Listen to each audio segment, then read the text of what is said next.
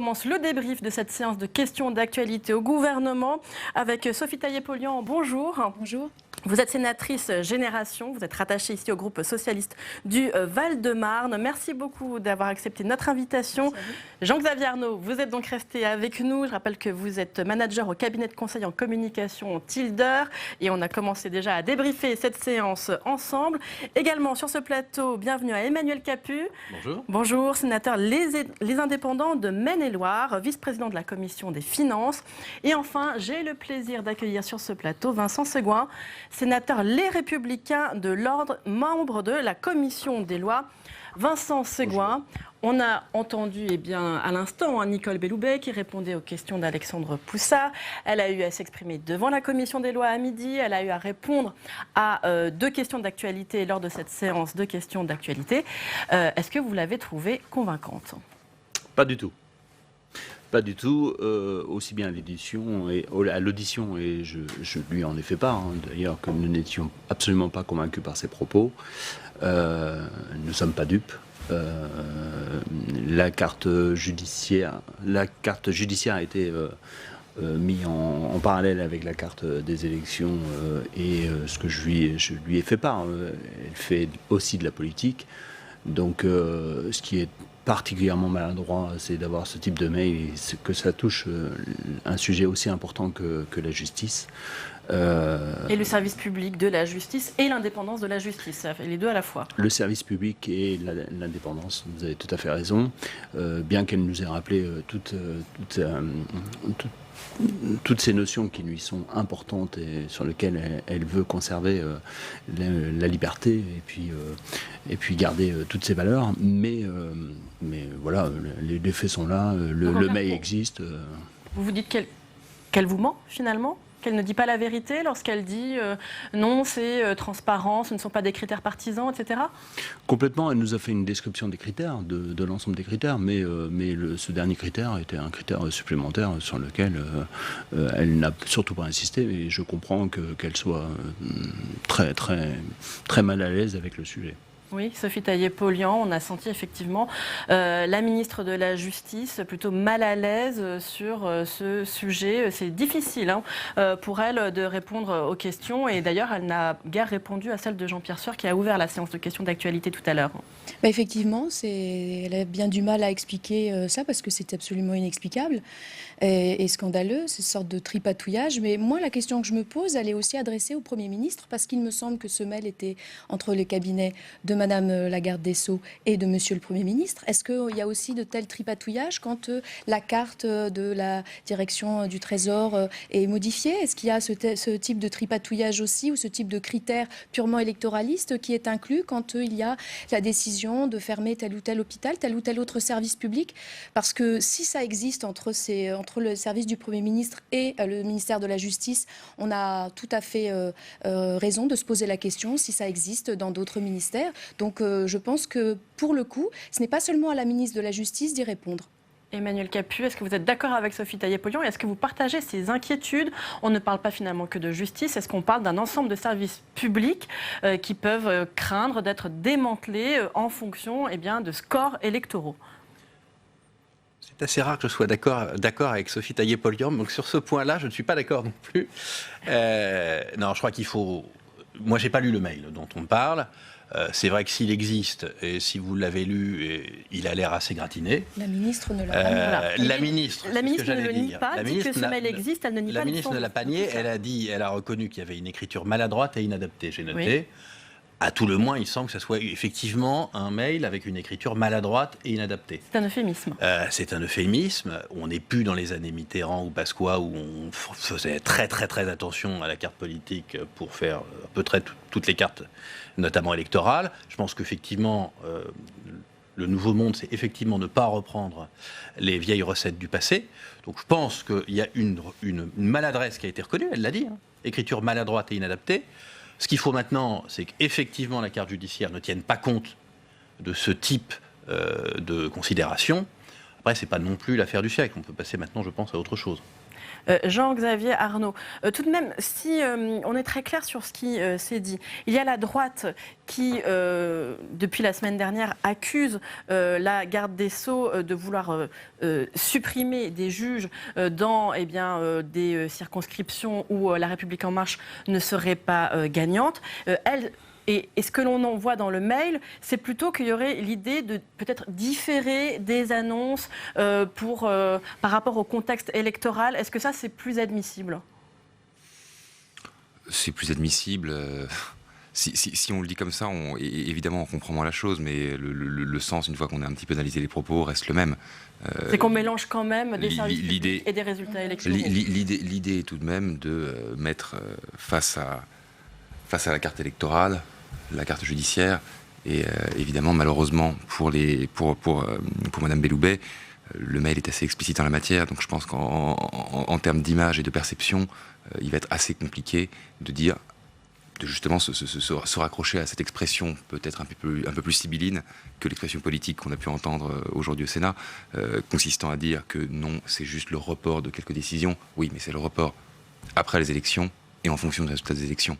C'est ce que dit le mail, et je pense qu'il va falloir faire un peu mieux, en effet, en termes de communication que ce qui a été fait depuis quelques jours pour se sortir de cette affaire. Oui, effectivement.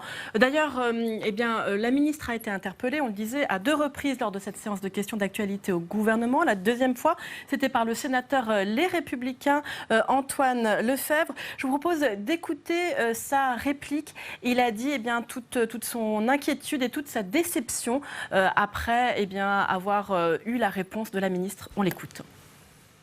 Bien, Madame la garde des Sceaux, même si vous tentez de minimiser la portée réelle de cette affaire, vos éléments de réponse ne retirent en rien le profond malaise qui secoue la magistrature et les territoires. Car vos critères, Madame la garde des Sceaux, sont bien des critères politiciens, notamment lorsque cette note évoque la couleur politique des élus. Il y a 1 an, sur ma proposition de rapporteur spécial de la mission justice, le Sénat avait décidé de valider les crédits de votre ministère. Vous avez témoigné ce midi, au cours de votre audition, votre reconnaissance au Sénat pour l'augmentation de ces crédits. Conscient de l'impératif de modernisation de votre administration, le Sénat vous a soutenu car nous vous faisions confiance pour agir dans l'intérêt du justiciable. En agissant de façon partisane, vous avez trahi cette confiance. C'est aussi pour cette raison que notre commission des finances, qui s'est réunie hier, a décidé de ne pas approuver vos crédits pour 2020. Aujourd'hui, avec une certaine amertume, nous constatons que ce lien de confiance est rompu par une politisation déplacée et indigne d'une justice du XXIe siècle. Merci. Emmanuel Capuy, vous disiez qu'il ne faut pas en faire une montagne, mais tout de même, on voit qu'il y a déjà une conséquence directe avec cette affaire, c'est que la commission des finances juge que le lien est rompu avec le ministère de la Justice et que donc, pour manifester ce malaise, il refuse de voter les crédits du ministère de la Justice. C'est quand même un acte fort. C'est un avis de la commission des finances auquel malheureusement je ne pouvais pas, avec Sophie Taillé-Polian, on était en audition, on auditionnait d'autres personnes dans le cadre de notre propre rapport. Et donc je n'étais pas en commission des finances au moment où le rapport n'a pas été voté, donc je ne peux pas vous dire ce qui s'est passé à ce moment-là, j'étais moi-même en audition. Ce que je ne comprends pas en fait, en vérité, c'est quel est l'intérêt en fait. Pour être tout à fait honnête, je ne vois pas l'intérêt de ce mail, je ne vois pas le rapport qu'il peut y avoir entre une carte politique et l'implantation d'un juge d'instruction, d'un pôle d'instruction. Sincèrement, je pense, autour de cette table, je vois même pas l'intérêt politique qu'on peut en retirer. Donc très honnêtement, c'est pour ça que je trouve que c'est une affaire quand même assez étonnante, parce que je ne vois pas l'intérêt politique qu'on peut en retirer. Sophie Taillé-Polian, est-ce que vous voyez le lien et l'intérêt politique que l'on peut en retirer ? Écoutez, il y a quand même eu une mobilisation très importante de beaucoup de professions qui dépendent du ministère de la Justice, tant des avocats que des juges, autour de cette réforme qui est maintenant mise en œuvre. Donc je pense qu'il y a un intérêt politique, effectivement, à faire semblant et à donner à voir que tel ou tel territoire n'est pas impacté. Enfin, malheureusement, on le voit très bien. Et la question que je posais tout à l'heure, à savoir est-ce que c'est une pratique courante de ce gouvernement ou est-ce que c'est limité au ministère de la Justice, permet aussi de se rendre compte que si effectivement c'est une pratique courante, ça vient, je dirais, contribuer au discours que le gouvernement essaye de faire passer, qu'il n'y aura plus de fermeture de services publics locaux, etc., alors qu'on en observe dans certains territoires. Donc oui, je crois qu'il ne faut pas nier le fait que c'est une vraie question et que le fait que le gouvernement dise qu'il ne fermera plus de services publics dans les territoires alors qu'il le fait, et donc qu'il le fait de manière ciblée, est donc bien une démarche électoraliste. Un dernier mot sur ce sujet. sujet. Vincent Segouin. Oui, je voulais rebondir par rapport à ce qui a été dit sur n'en faisons pas un débat, dont acte et passons à autre chose. Ce matin, lors de l'audition, on a proposé à Madame le ministre de fixer la carte avant les élections municipales. Justement, pour dire, bon, on arrête là. Et sur cette question, on n'a pas eu de réponse. Donc je pense que c'est quand même un sujet qui reste et qui continuera. Et c'était regrettable. On a demandé des sanctions aussi par rapport au directeur de cabinet, parce qu'on a entendu sans arrêt Madame le ministre qui nous a parlé de l'erreur de son directeur de cabinet. Des sanctions par rapport à ça. Pas de Et sanctions. vous continuez à les redemander. Et on continue. Donc ça paraît... Et tout dernier point, on a cru, beaucoup d'électeurs, les Français ont cru dans ce nouveau monde. Fin de ce monde ancien. Bilan, on s'aperçoit aujourd'hui que rien n'a changé. Donc, est-ce que l'on continue de tromper? Est-ce que l'on continue de rien dire? Est-ce que ça va continuer comme ça? Et puis, peu importe ce qu'en pensent les Français. Voilà pour ce premier sujet qui effectivement a largement marqué les questions d'actualité au gouvernement. On va tout de suite rejoindre Alexandre Poussard, salle des conférences. Alexandre, vous êtes avec la sénatrice Esther Benbassa, écologiste rattachée au groupe communiste au Sénat.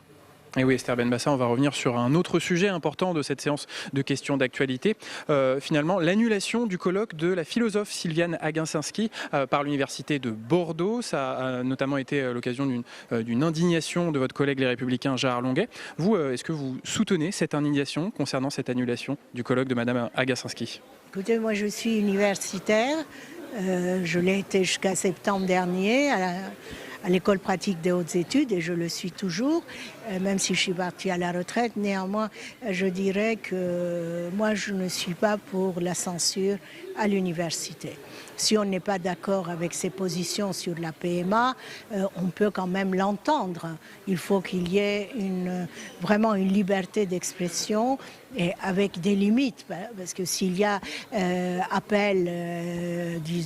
appels à la haine, là, on arrête les choses. Mais ce n'est pas le cas de Mme Agacinski, qui a les diplômes voulus et qui a une opinion que moi, par exemple, je ne partage pas, mais j'étais prête à l'écouter. Je l'ai écouté ici dans des auditions. C'est une parole. Et il faut la respecter. En revanche... Et justement, on va parler d'une autre parole, celle de Mohamed Sifawi, écrivain et journaliste qui devait intervenir à l'université Paris 1 sur la prévention de la radicalisation. Son intervention a été annulée. Est-ce que vous êtes satisfaite de cette annulation ? Écoutez, mais le cas de M. Sifawi n'a rien à voir avec celui de Mme Agacinski. M. Sifawi est un polémiste. Moi, je ne suis pas sûre qu'il soit calé pour faire une formation. On fait une formation. Cette formation doit être dirigée par des gens qui connaissent le sujet. Qu'est-ce que M. Sifawi connaît à la radicalisation? Il prend des positions farfelues, il écrit des livres. Bon, il a le droit d'écrire des livres, hein, c'est pas le problème. Mais enfin, pas de faire une formation. Ça, sur un plateau télé, il peut s'exprimer, ça va de soi. Mais qu'est-ce qu'il a à faire à l'université pour faire une formation sur un sujet aussi grave, difficile, très difficile, inflammable? D'accord. Voilà, là, je pense que l'université là, vous êtes opposé, raison. là. Oui. Qu'est-ce que vous pensez du climat actuel qui est un peu met en danger la liberté d'expression en ce moment? Écoutez, ça fait un moment maintenant, les choses se sont aggravées et puis on est un peu influencé par ce qui se passe dans certains milieux intellectuels américains où si du genre vous n'êtes pas pour la PMA, donc vous êtes une ennemie, oui. Vous êtes pour, les autres ne veulent pas parce qu'ils sont contre. Mais enfin, il y a ce climat autour de ces questions sociétales. Mais le cas de M. Sifawi, là aussi, est tout à fait différent. Ça ne serait jamais arrivé en Amérique. D'accord. Parce qu'on ne l'aurait pas invité à faire une formation. Très bien. Merci beaucoup Esther Benbassa d'avoir répondu à mes questions. terrible. Merci beaucoup Alexandre pour cette nouvelle intervention. On en vient donc à notre deuxième thème qui là aussi a marqué les questions d'actualité au gouvernement. Est-ce que selon vous, Sophie Taillé-Polian, la liberté d'expression est aujourd'hui en danger à l'université au vu de ces événements avec l'annulation notamment de cette conférence de Sylviane Agacinski?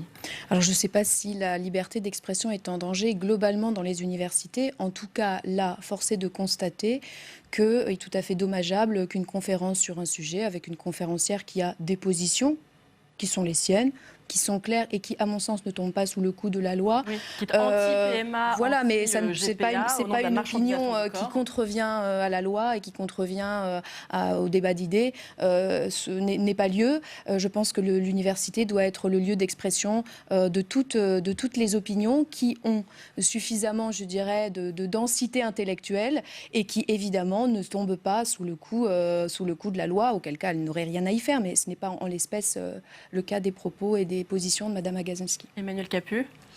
Écoutez, déjà, c'était un moment parlementaire intéressant, parce que Gérard Longuet soit d'accord avec Jean-Michel Blanquer pour défendre Sylviane Agacinski, la femme de l'ancien Premier ministre socialiste, c'est pas tous les jours. Donc ça veut dire qu'il y a quand même un consensus sur un point, c'est qu'aujourd'hui... Et là, vous êtes d'accord avec Sophie Taillé-Polian? Et là, je suis d'accord avec Sophie Taillé-Polian. Mais là, Monsieur Capu, vous élargissez.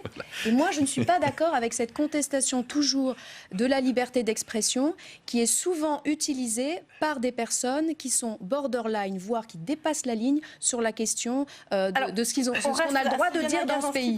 Et c'est toujours ce qui est employé, notamment par l'extrême droite. Ils hurlent au fait qu'il n'y a pas de liberté d'expression parce que leurs idées ne peuvent pas avoir lieu, ne peuvent pas s'exprimer librement.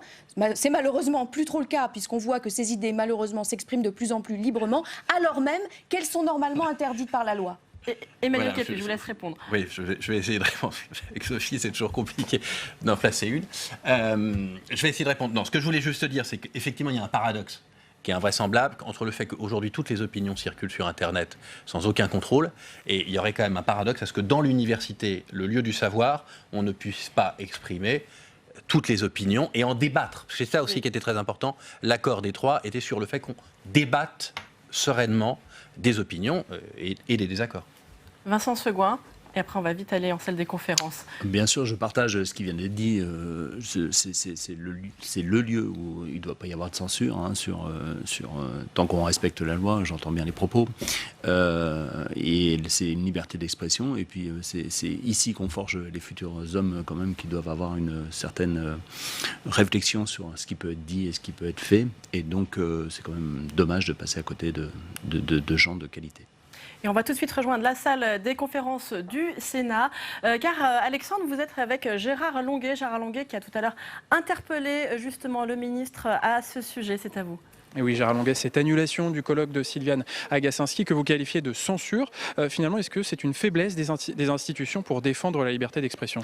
En tous les cas, c'est une faute de la part de la présidente de l'université de Bordeaux-Montaigne qui aurait dû demander au préfet les moyens de faire respecter l'ordre républicain, c'est-à-dire la liberté de s'exprimer. Et je pense qu'elle a manqué de sang-froid parce que certes, c'est jamais agréable d'être agressé, comme elle a dû l'être, d'être prise à témoin, d'être prise à partie, d'être sollicitée. Mais la liberté d'expression est un principe qui s'applique tout particulièrement à l'université française. Est-ce que vous pensez que le gouvernement fait assez en ce moment pour défendre cette liberté d'expression? Disons que quand ça l'arrange de fermer les yeux, il les ferme. La réponse du ministre Blanquer était très satisfaisante cet après-midi, mais force est de reconnaître que lorsque Sorbonne 1 Panthéon a supprimé un stage de formation sur les prémices de la radicalisation chez des islamistes... Avec Mohamed Sifaoui, le journaliste. Mohamed Sifaoui, le journaliste, ni le ministre de l'Intérieur ni le ministre de la Justice, qui étaient concernés par des fonctionnaires inscrits à ces stages, ne se sont exprimés, auraient pu s'étonner ou interroger Paris 1 Sorbonne. Donc le gouvernement est partial dans ce Le gouvernement se réveille de l'amnésie, tant mieux. Marlène Schiappa avait été très courageuse sur ce thème, je l'ai dit.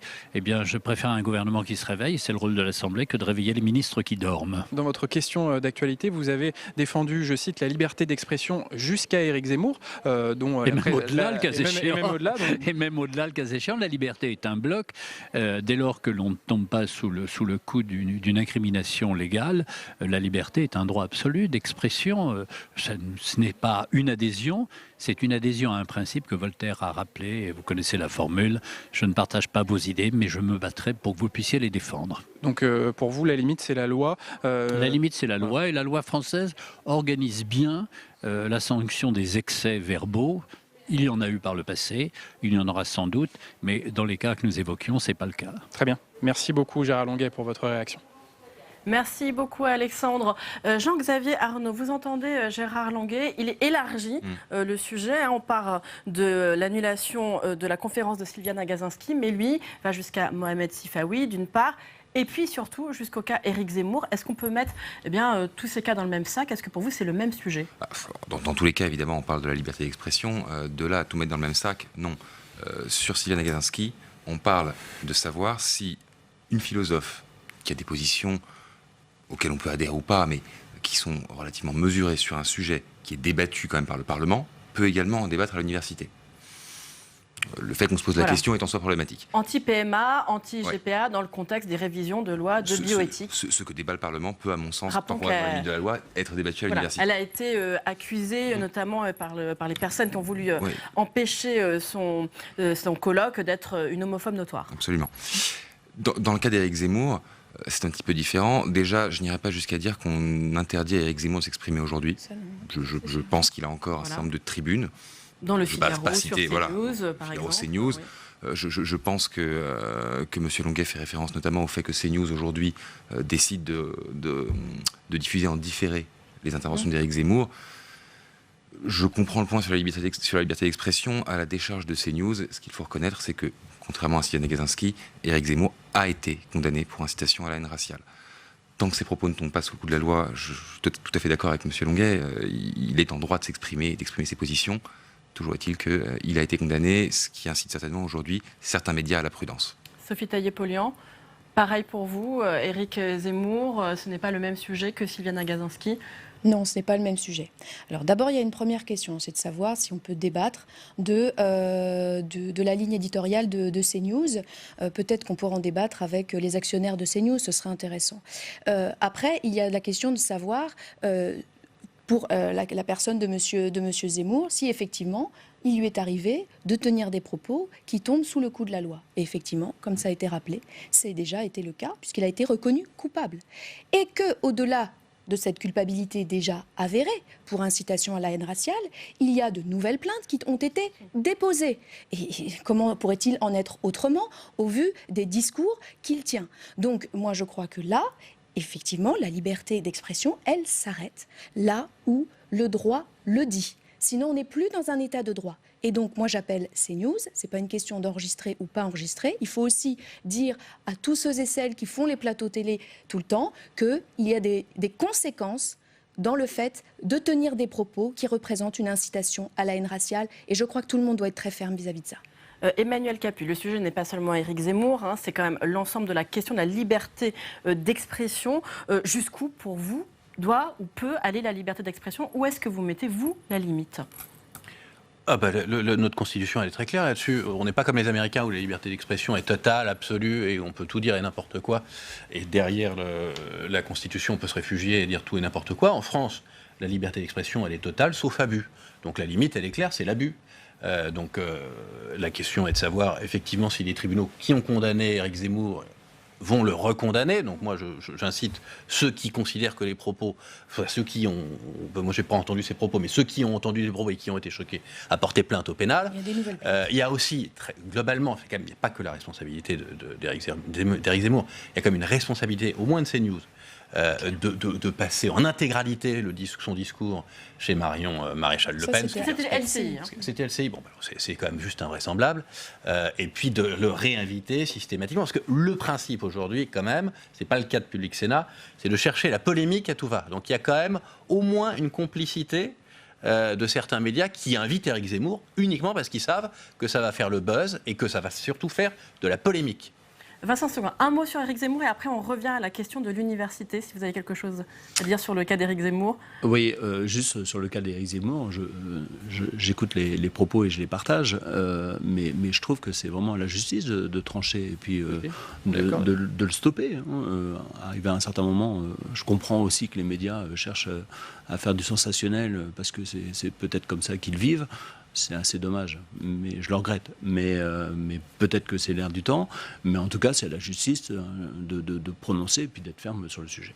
Alors, pour en revenir au cas de l'université et le débat par lequel on commençait, est-ce qu'il y a quand même des craintes qu'on peut avoir lorsque l'on constate quand même l'impact que peuvent avoir certaines minorités, certains activistes, et qu'ils ont eu raison, par exemple, du cas de Sylviane Agacinski, et je ne sais pas, par exemple, le cas de Mohamed Sifawi, et peut-être l'annulation de sa formation sur la prévention de la radicalisation. Alors, moi, je pense que les deux cas sont assez différents. Ouais. Il y a une conférence où on invite une conférencière, une philosophe à exprimer un point de vue, il y a une formation. Une formation, on doit avoir des compétences pour former sur un sujet. Moi, c'est vrai que c'est étonnant, pour ma part, que l'université invite des journalistes à faire des formations. Je trouve qu'il y a un truc qui est un petit peu Donc vous dites particulier. C'est pas le Je veux dire, on ne va pas demander à un journaliste de venir faire la classe. C'est chacun son métier et ce n'est pas le même. Bon, donc pour moi, les deux choses sont très différentes.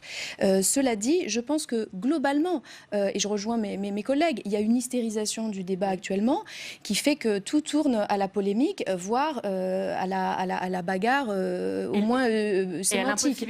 Et donc, on est... mais là, c'est pas le fait des uns ou des autres. Et je pense aussi, c'est pas le fait de tel ou tel groupuscule uniquement ou de telle ou telle personne qui sont très radicales sur leur point de vue.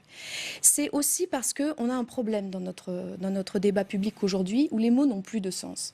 Moi, j'entends souvent des ministres dire que leur budget augmente alors qu'il baisse. J'entends souvent des hommes politiques d'ici ou d'ailleurs. Non, mais c'est vrai, on est tout le temps en train de prendre les mots et de leur donner un sens, soit inverse, soit détourné. Donc, évidemment, quand quelqu'un tient des propos, on ne peut plus lui faire confiance et penser que ce qu'il pense correspond à ce qu'il dit. Donc, on est là dans un problème majeur pour notre démocratie. Emmanuel Capus, est-ce que le débat aujourd'hui est en danger lorsque l'on cède, lorsqu'il y a des minorités qui viennent contester le fait qu'on puisse avoir un colloque avec des idées certes différentes de ce que peuvent avoir les uns et les autres? Le débat il est en danger, évidemment, si on cède devant les pressions de groupuscules, voire de minorités agissantes. Et c'est le cas à l'Université de Bordeaux pour vous. Oui, là ça a été le cas, clairement pour Sylviane Agacinski. C'est pas du tout normal d'annuler une intervention. On peut être d'accord, pas d'accord, et ce d'autant plus que, sauf erreur de ma part, c'était sur la PMA. Oui. Donc les débats à l'Assemblée nationale ont été assez sereins. Je pense que les débats ici seront sereins aussi. Donc il n'y a vraiment pas la place pour des annulations de ce type sur ce type de sujet. Surtout que ce sont des sujets qui intéressent vraiment la société et qui justifient un débat. Jean-Xavier Arnaud, est-ce qu'on peut craindre justement, alors que ce débat-là était pourtant calme, relativement serein, qu'il s'est fait correctement sur les lois de bioéthique, que ce type d'événement puisse créer un nouveau climat autour de sujets aussi sensibles que ceux de la PMA ou de la GPA ou des lois de bioéthique? Ça va peut-être au contraire dans le débat démocratique avoir tendance à calmer un petit peu tout le monde. Parce qu'on voit tout de suite l'excès. Là, pour le coup, on allait très très loin dans l'excès. Comme je le disais tout à l'heure, on a quand même un cas de figure invraisemblable dans lequel un sujet qui est débattu par l'instance démocratique par excellence qu'est le Parlement ne peut pas être débattu dans un cas de figure à l'université. Et je pense que cet excès va plutôt avoir l'effet inverse, à savoir apaiser le débat et finalement marginaliser tous ceux qui auraient été tentés sur ce sujet, qui peut le permettre parfois d'aller dans l'excès, d'aller trop loin pour politiquement marquer le coup. Vous êtes d'accord, Vincent Segouin, finalement, cela ressaisit tout le monde autour de la question de la liberté d'expression et de l'importance de pouvoir voir que des points de vue opposés aux siens puissent s'exprimer aussi? Oui, au moins, il y a un cas de conscience et nous réagissons sur ces censures. Et je trouve que c'est bon parce que la France, c'est quand même la liberté d'expression et l'université, c'est quand même le lieu où on apprend à se faire un avis, à partager, à échanger et à découvrir. Et donc je trouve particulièrement intéressant que l'on débatte sur ce sujet et qu'on fasse réagir les consciences et qu'on revienne dans le droit chemin. Est-ce que vous êtes d'accord sur le fait qu'il y a eu, pour reprendre les mots qui ont été utilisés dans l'hémicycle, une prise d'otage par des activistes dans ce cas-là? Et qu'est-ce que vous auriez attendu, vous, comme réponse de la part du gouvernement? Prise d'otage, c'est sûrement sévère. Mais la réponse est sûrement assez sévère, mais elle est peut-être à la hauteur aussi de la censure qui a été prononcée. Donc on est un peu dans l'émotionnel et on fait une réponse aussi importante que le premier point. Moi, j'attends juste que l'université soit rappelée à l'ordre et puis que le débat ait lieu et le plus vite possible. Oui, tout à l'heure, Sophie Taillé-Polian, le ministre Jean-Michel Blanquer a parlé d'un nouveau macartisme. Est-ce que vous seriez allé jusque-là? Est-ce que vous pensez aussi, peut-être qu'il y a une façon de grossir le trait de la part du gouvernement? Écoutez, après, il faut savoir exactement ce qui s'est passé. Il y a eu un communiqué de presse qui a été envoyé par des associations. En dénonçant la tenue de cette conférence, disant qu'il l'empêcherait, mais sans préciser comment. L'université a fait le choix d'annuler, je crois que Sylviane Agacinski aussi. Bon, c'est tout à fait regrettable. Après, parler de macartisme, c'est quand même quand l'État lui-même... Non mais voilà, encore une fois, on utilise des mots qui ont quand même un sens de manière complètement dévoyée. Bon, c'est le macartisme, c'est quand même l'État qui prend sur lui de mettre en place un délit d'opinion et de forcer au licenciement ou au fait de blacklister, d'ailleurs je crois que c'est de là que cette expression vient, un certain nombre de personnes en raison de leurs opinions politiques. Donc ce n'est pas la même chose. Moi j'appelle à ce que quand on dit un mot, on essaye de se dire, voilà ce qu'il veut dire, voilà ce qu'il signifie, et que les choses reprennent une voie normale. Les mots ont un sens, donc essayons, pour que le débat public soit apaisé, de les utiliser à bon escient. Tout à l'heure, Emmanuel Capus, dans sa question, Serge Gérard Longuet a convoqué Éric Zemmour et l'a associé, mais il a aussi parlé de Charb lorsqu'il a posé sa question. Et bon, c'est tout de même un grand symbole, effectivement, du fait qu'on peut mourir aussi de cette liberté d'expression et que c'est quand même très très important du coup de la combattre, de pouvoir combattre pour elle autant qu'on le peut. Je crois que c'est extrêmement... Oui, c'est important ce que vous dites, parce qu'on est dans un monde, en France, où on conteste de plus en plus l'autorité et où on se plaint, j'ai même entendu de certains gilets jaunes se dire qu'ils vivaient dans une dictature, alors que dans le monde entier, le monde nous envie notre liberté. On a une vraie liberté. Et effectivement, il y a des gens qui sont morts.